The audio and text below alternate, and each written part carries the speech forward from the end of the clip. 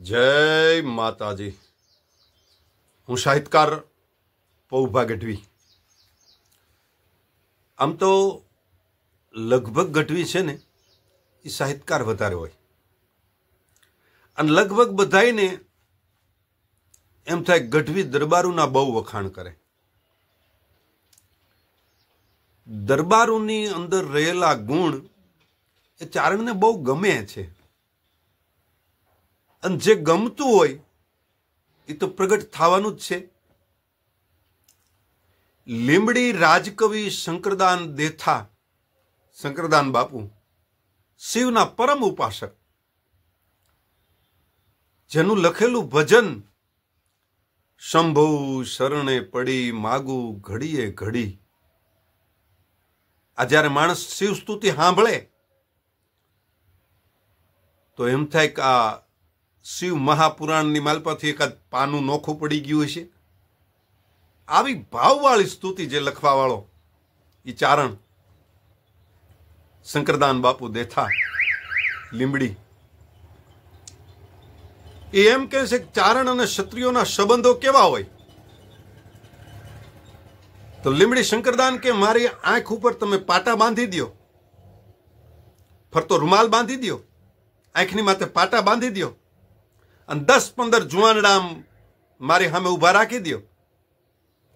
એમાં 2-4 જુવાનડા ક્ષત્રિયો ના રાખો, દરબારુ ના રાખો, પછી એકબીજા એનું બાવડું એક પછી એક બાવડું આમ મારા હાથમાં આપો।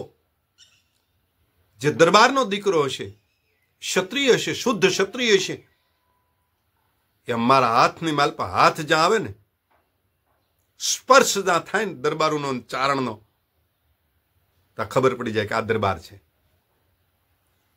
એટલે કોકે કીધું કવિરાજી કેમ બને, ખાલી હાથ આમ અડો, સ્પર્શ જ્યાં થાય હાથનો, તા દરબારનો દીકરો છે એમ ખબર કેમ પડે?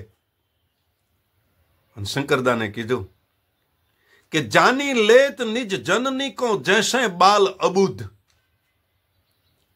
અજ્ઞાન અવસ્થાનું બાળક હોય એને ઘોડિયામાં નાખી અને માં આડી અવળી કામ કરવા ગઈ હોય, પછી એની પાસે તમે પૈસાદારમાં પૈસાદાર જે હોય એ બાઈ, વધારેમાં વધારે જે પૈસાવાળી હોય એ બાઈને ઊભી રાખો, પણ છોકરું છાનું ન રહે, એ છોકરાને મોજ ન આવે, એ છોકરાને હેત ન હોય। અથવા તો રૂપાળામાં રૂપાળી, આખી વર્લ્ડની રૂપાળી બાઈ ઊભી રાખી દો તો એ છોકરું છાનું ન રહે। કારણ એ કે છોકરાને રૂપને કાંઈ લેવા દેવા નથી, છોકરાને પૈસાને કાંઈ લેના દેના નથી, પણ હાડલા ભલે 3 ઠેકાણેથી ફાટી ગયા હોય, 3 થીગડા માર્યા હોય, પણ એની માં જઈને લઈ આવીને જામ કરીને આમ તેડીને હૈયાની માલપા લે ને તો છોકરું સાનું રહી જાય। એમ શંકરદાનજી કે સ્પર્શ જ્યાં થાય ક્ષત્રિયોનો, ચારણોનો, ક્ષત્રિયોનો સ્પર્શ જ્યાં થાય તો જાની લેત નિજ જનની કો જૈસે બાલ અબુધ।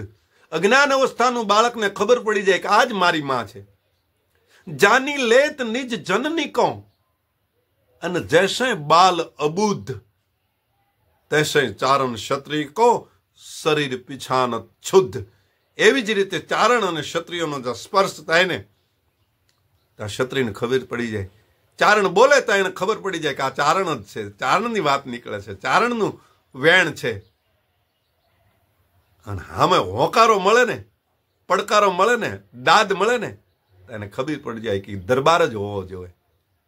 એનો હોકારો, એનો હાકલો, એનો દાદ એ ચારણની વાણી માથે ફિદા થતો હોય ને એ ક્ષત્રિય જ હોય, એ ચારણ ઓળખી જાય। એટલે શંકરદાને કીધું જાની લેત નિજ જનની કો જૈસે બાલ અબુધ તૈસે ચારણ ક્ષત્રિય કો શરીર પીછાનત શુદ્ધ। અજ્ઞાન અવસ્થાનું બાળક જેમ માને ઓળખી જાય એમ ચારણ છે એ ક્ષત્રિયોને ઓળખી જાય છે।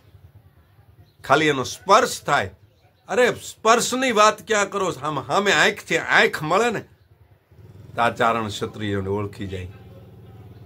અને કાગ બાપુ એક કહે છે કે આભ ગરજની આંખડી જેમ ઢૂંઢી લીએ ધડને એમ ભાળી જાય ભડને, કવિની આંખું કાગડા એ ભાળી જાય ભડને, કવિની આંખું કાગડા. પૌભાના. જય માતાજી. જય